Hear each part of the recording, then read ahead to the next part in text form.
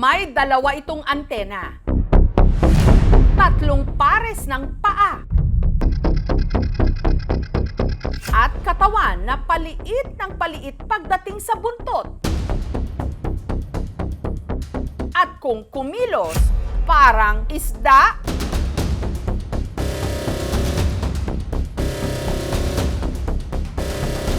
Pagmasdan pa lang, nakakakilabot na. Paano pa kung magsumiksik yan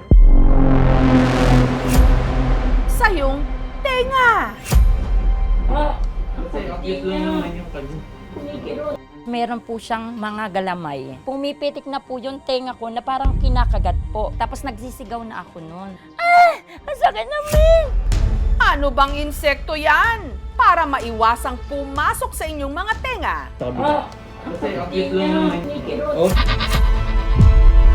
Makinig kayo. Dito sa Quezon City, nakatira si Regine na napasukan ng insektong yan sa kanyang tenga. At ang kalbaryo, nagsimula nung natulog daw siya sa labas ng kanilang inuupahang bahay. Sobrang init ng panahon, sa labas ako natulog noon. Kinaumagahan, may naramdaman na raw siyang kakaiba sa kanyang tenga. Doon ko na po naramdaman na sobrang sakit na pala nung tenga ko. Tapos nagsisigaw na ako noon. Ang una niyang kutob, Ay, baka meron akong tutulit. Doon ko na po naramdaman na parang pumipitik na po yung tenga ko na parang kinakagat po. Sinusundot-sundot ko, tapos ginaganon ko. Ang sabi ko, ano ba to? pero ang sakit lalo pa raw lumala. Para lang siyang binabarina. Yung parang pinipitik na, kinukurot na, nangangagat na. Kaya si Regine humingi na ng tulong sa kanyang mga kasama.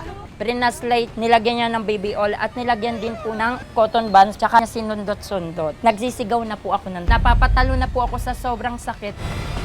Natakot po ako nun, ma'am, baka hindi na ako makarinig. Dali-dali silang pumunta sa pinakamalapit na klinika.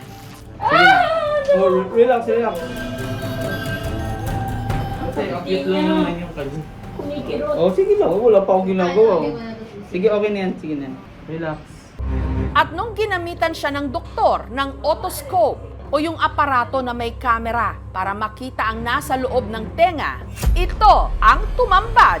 Oh, mami. Oh, yung kagat niya kaya masakit ha. Yan.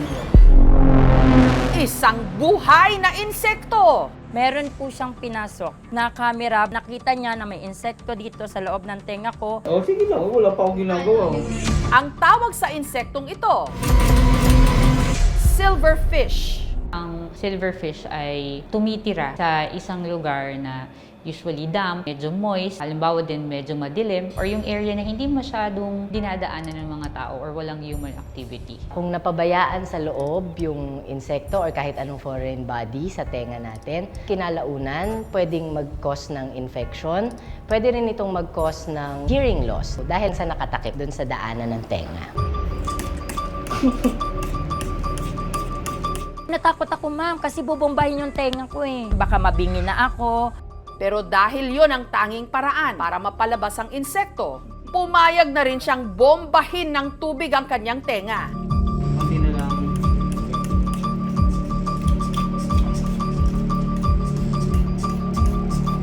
Hanggang ang nagsumiksik na silverfish sa kanyang tenga, tuluyan nang nailabas. Mali ko niya. Yan na po ba yun? Ang ginhawa po sa pakiramdam, maliit lang po yung insekto pero sobra po yung sakit. Niresetahan po ako ng doktor ng mga pampatak sa tenga para po gumaling. After 3 days po, gumaling na po yung sakit. Okay naman po yung pangrinig ko. Nanami. Gayunman, nag-iwan ito ng mga sugat sa loob ng kanyang ear canal. Ayan, nagdugo. Ayan yung kagat niya. Oh, ayan, namula yung ano. Oh, mami. Dahil po siguro sa hindi siya makalabas, kaya kinagat ako ng insekto. Pero kung ang isang entomologist ang tatanungin o eksperto tungkol sa mga insekto, ang mga sugat sa tenga ni Regine, malabong kagagawan ng insekto. Most likely, dahil na-irritate sa pag-insert ng matalas na object, siguro habang pinupull out yung silverfish. Kasi ang cute lang naman yung kalbo. Ayan, nagdugo. Ayan yung kagat niya. Oh, ayan, namula yung ano. Umami. Hindi masusugatan ng silverfish ang balat ng tao.